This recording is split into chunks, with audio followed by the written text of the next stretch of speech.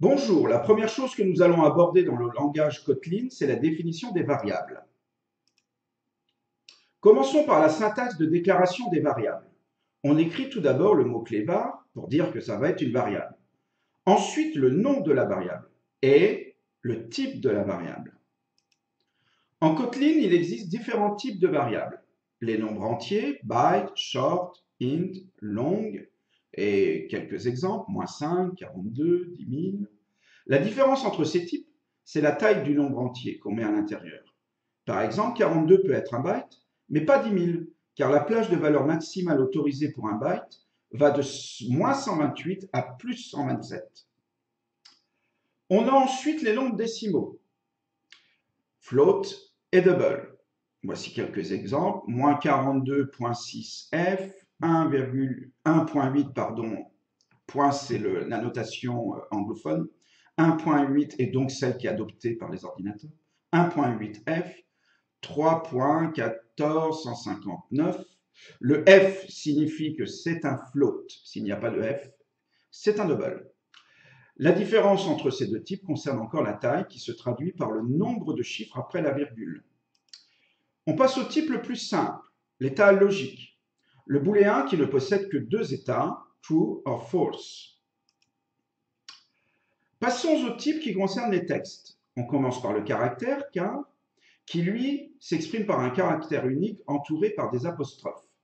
Voici quelques exemples, C, A, 0, à chaque fois avec un caractère unique. Vous pouvez constater qu'on peut mettre des caractères numériques sur lesquels, attention, il n'est pas possible d'effectuer des calculs.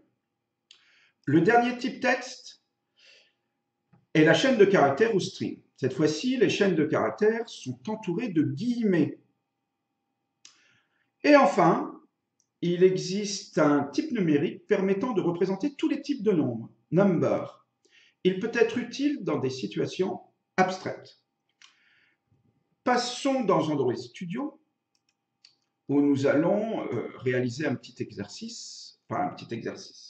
Nous allons appliquer ce que nous venons d'apprendre. Donc, nous retournons dans le projet par défaut et nous allons créer des variables.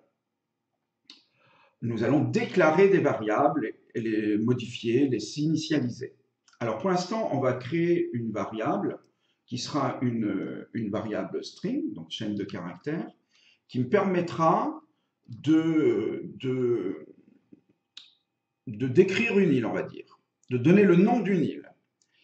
Et vous pouvez observer, dans ce que je vais réaliser maintenant, qu'on peut également initialiser en même temps, au moment de la déclaration, on peut initialiser cette variable. En l'occurrence, je vais l'initialiser à la valeur Kotlin. Vous remarquerez que Android Studio souligne la variable il parce qu'elle n'est pas encore utilisée. Voilà, donc ne vous inquiétez pas, le soulignement n'est pas une erreur. En tout cas, sauf si vous n'utilisez jamais une variable, auquel cas, effectivement, ce n'est pas très utile. Je vais initialiser une deuxième variable qui sera une variable integer, entière, qui va être une variable que je vais nommer distance, et je vais initialiser à 20. Voilà, donc je la déclare en tant qu'entier, et donc le type est int, et je l'initialise avec toujours ce surlignement pour dire que la variable n'est pas, pour l'instant, pas utilisée. Alors mon objectif, c'est d'évoquer la distance d'une île à la Terre, donc je vais créer une deuxième variable string qui va être le nom de la ville la plus proche, on va dire. En tout cas, une ville à proximité sur Terre. Donc je l'appelle Terre, la variable, et je l'initialise à Saint-Pétersbourg. Et je vais utiliser println pour l'instant, tant que on n'est pas encore en train de créer réellement des applications Android. Je vais utiliser println pour afficher que l'île de Kotlin est à 20 km de Saint-Pétersbourg, mais en utilisant les variables. Alors voici la syntaxe. Donc println, vous vous rappelez comment l'utiliser dans la capsule précédente. Je mets du texte, l'île 2 est du texte tout simplement. Et pour ne pas avoir à écrire Kotlin, et pour pouvoir surtout le modifier facilement une seule fois dans tout mon code, j'utilise la syntaxe suivante avec $, et des accolades ouvrantes et fermantes qui cernent le nom de la variable.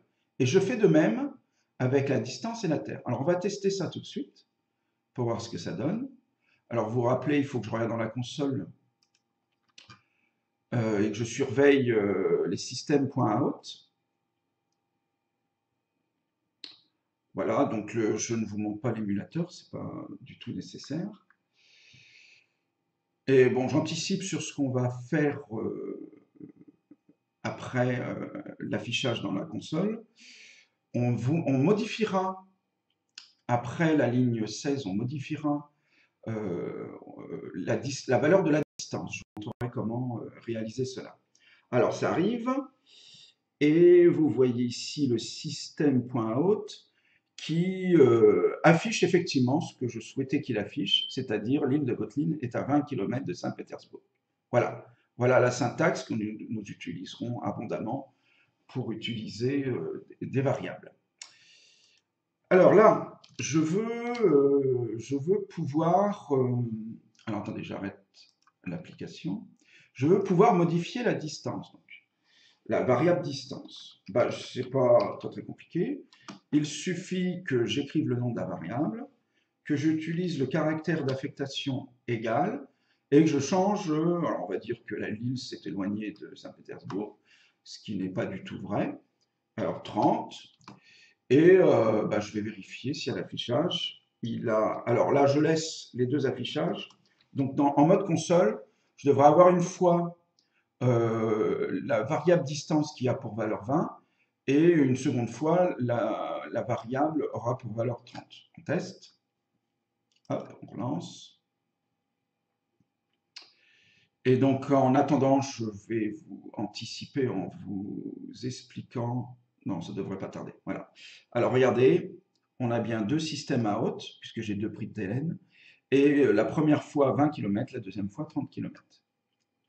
J'arrête l'application, et donc j'ai juste besoin de vous montrer une deuxième façon de modifier des variables extrêmement courantes, extrêmement utiles. Alors là, par exemple, ça serait, au lieu de modifier la valeur de la distance en la remplaçant par une autre valeur, je veux pouvoir dire que j'ai besoin, par exemple, de doubler cette distance, de la tripler, de l'augmenter de 10. Bon, là, en l'occurrence, on va tester sur un doublement de la distance. Et donc, voici comment on peut procéder. Donc, on donne le caractère d'affectation à distance, ça veut dire que je vais modifier distance, en prenant la valeur précédente que possédait la variable distance et en la multipliant par 2. Voilà. Et donc là, je vais faire un troisième println, toujours la même chose. Et normalement, la distance devrait être modifiée. Alors, elle récupère la valeur précédente. C'est-à-dire qu'elle va récupérer 30. Normalement, ça devrait donner 60 km. On regarde. Je teste. J'observe attentivement la console en espérant que cela aille aussi vite que le second test. Et voici l'affichage des trois println, 20 km, puis 30, puis 60. Eh bien, écoutez, ceci achève notre étude des variables sous Kotlin. Je vous remercie d'avoir suivi cette capsule et je vous dis à très bientôt.